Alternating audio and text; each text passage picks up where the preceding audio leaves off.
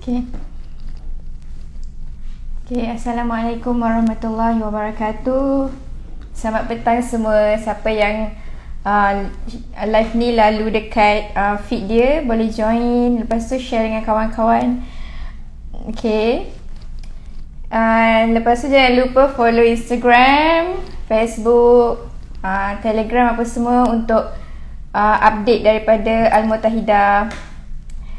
So macam yang siapa yang tengok live, previous live daripada speaker kita iaitu Alia Safia, dia ada share pasal 5 tips untuk 5 tips bercakap bahasa Arab. So pada petang ni, pada petang Jumaat ni, saya akan share pula 5 kesalahan yang biasanya dilakukan oleh penutur semasa bercakap. Okey. Kesalahan-kesalahan ni dia bukan sahaja ada biasanya dibuat oleh penutur bahasa Arab, tetapi dibuat juga semasa kita bercakap bahasa-bahasa lain lah. Contohnya bahasa Inggeris, bahasa Mandarin. Kesalahan ni seringlah dilakukan oleh penutur-penutur bahasa.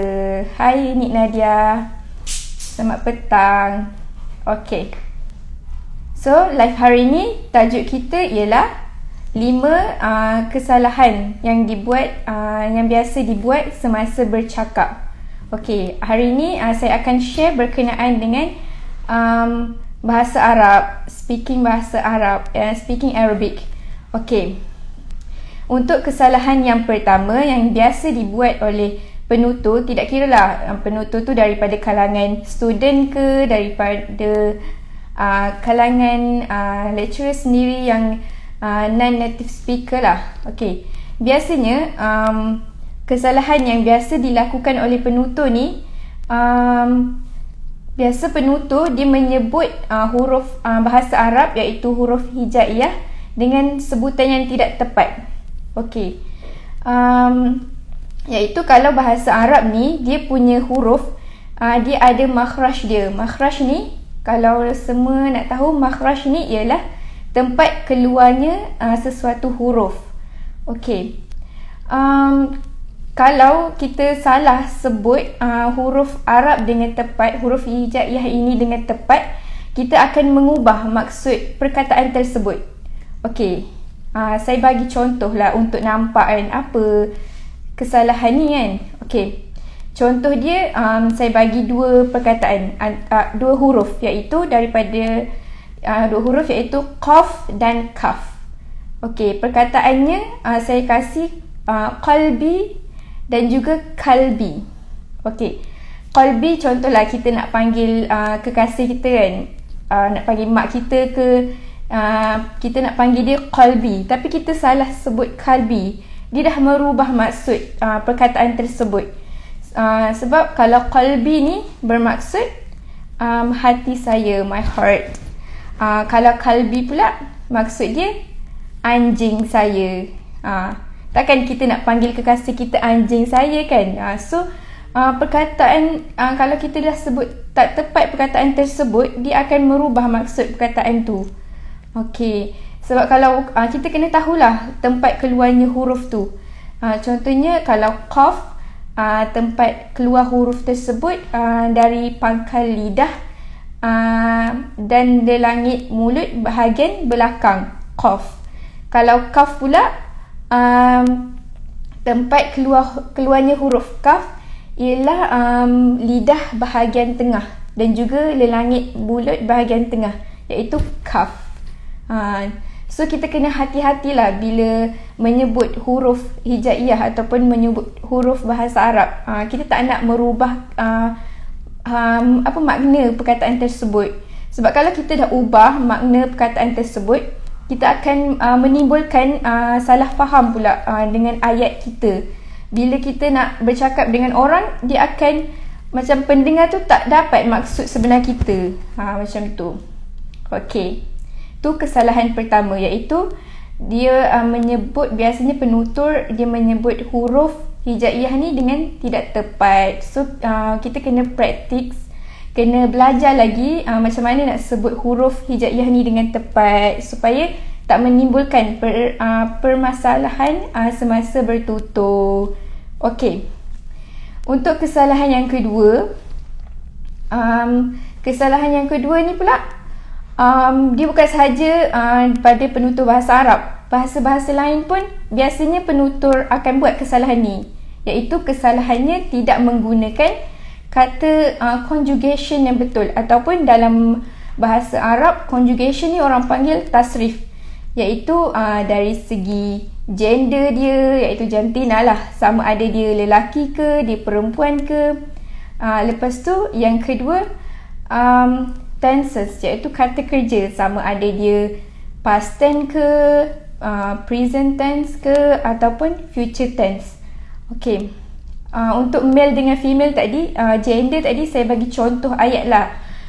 Biasanya kesalahan yang penutur buat semasa bercakap, contohnya dia cakap yazhabu Fatimah ilal madrasah, iaitu dia punya fa'il ialah Fatimah, tapi dia menggunakan fa'il mudhari' yazhabu, iaitu salah lah. Kalau yazhabu untuk muzakkar, untuk muannas kita sebut sebagai tazhabu Fatimah ila madrasah. Okey. Yang kedua pula tenses tadi, penutur biasanya salah lah menggunakan kata kerja, sama ada past ke, present ke, ataupun future. Contohnya ayat yang saya boleh kasih sebagai satu kesalahan ialah Zahaba Muhammad ilal madrasah al-an. Okey, dia nak cakap Muhammad telah pergi ke sekolah sekarang. So salah dia punya fa'il, dia punya tasrif fa'il tu. Sepatutnya yazhabu Muhammad ilal madrasah al-an, sebab dekat hujung ayat ada al-an. So fa'il kita kena guna sebagai present tense. Okey. Untuk kesalahan dari segi kata kerja conjugation yang biasa penutur buat kesalahan, iaitu number of subject, iaitu bilangan subjek. Sebab kalau bahasa Arab kita ada tasrif kita, iaitu huwa, huma, hum, lepas tu yazhabu, yazhaba, apa semua tu kan, dia ada banyak tasrif. So kita kena mendalamilah tasrif tersebut untuk mengelakkan kita buat kesalahan semasa bertutur. Okay, contoh ayat untuk bilangan subjek yang penutur sering buat, saya bagi contoh ayat at-tullab yazhabu ilal madrasah. Sepatutnya at-tullab ialah jamak. Okay, number of subject untuk at-tullab ialah jamak, iaitu ramai. So sepatutnya at-tullab yazhabuna ilal madrasah. So untuk mengelakkan kesalahan yang kedua ni, kita kena banyak mendalami grammar bahasa Arab, nahwu sorof bahasa Arab, untuk mengelakkan kita buat kesalahan ini. Okey, itulah kesalahan yang kedua. Sekarang kita berada di kesalahan yang kedua, iaitu tidak menggunakan kata kerja conjugation ataupun tasrif yang betul. Okey.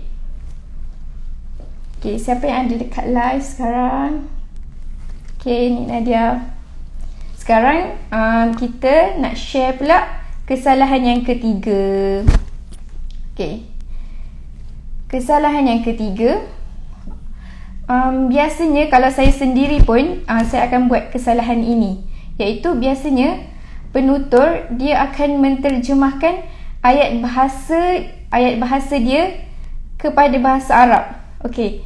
Macam mana tu kan? Okey, contohnya saya bagilah kalau bahasa Melayu, in Malay kita akan cakap saya pergi ke sekolah dengan ayah saya. Okey, tapi kalau kita nak terjemahkan ayat tersebut kepada bahasa Arab, kita tak boleh kita tak boleh terjemah betul-betul dari struktur BM tu kepada Arab. Itu contohlah kesalahan yang sering orang buat, iaitu dia akan cakap azhabu ilal madrasah bi abi, sebab bi kan bermaksud dengan. So kalau bahasa Arab, bi merupakan penggunaan perkataan yang tidak tepat lah untuk ayat saya pergi ke sekolah dengan ayah saya. Sepatutnya ayat dalam bahasa Arab Kita kena cakap azhabu ilal madrasah ma'a abi, bersama ayah saya. Sebab struktur ayat bahasa Arab dengan struktur ayat bahasa Melayu ni tidak sama. Tak semua perkataan kita boleh terjemah secara literal. So kita kena untuk elakkan kesalahan ni, kita perlu juga mendalami tata bahasa Arab, grammar Arab, dan untuk menggunakan perkataan yang tepat, kalimat yang tepat. Okey. Kesalahan yang ketiga, saya ulang lagi, iaitu biasanya penutur termasuk saya sering melakukan kesalahan ni, iaitu menterjemahkan bahasa kita, iaitu bahasa native kita kepada bahasa Arab. Okey. Untuk kesalahan yang keempat, tidak memahami konteks ayat. Okey, ini pun sering juga dilakukan oleh penutur. Tidak memahami konteks ayat ni macam mana? Contohnya, kita salah menggunakan kata kerja. Bila kita salah menggunakan kata kerja, kita akan mengubah maksud ayat. So, bila kita bertutur dengan orang akan macam salah faham dengan kita sebab kita salah menggunakan ayat. Kita menggunakan ayat yang kurang tepat. Contohlah saya bagi saya bagi dua ayat, iaitu qalat al-qissah dan juga qilat al-qissah. Saya nak cakap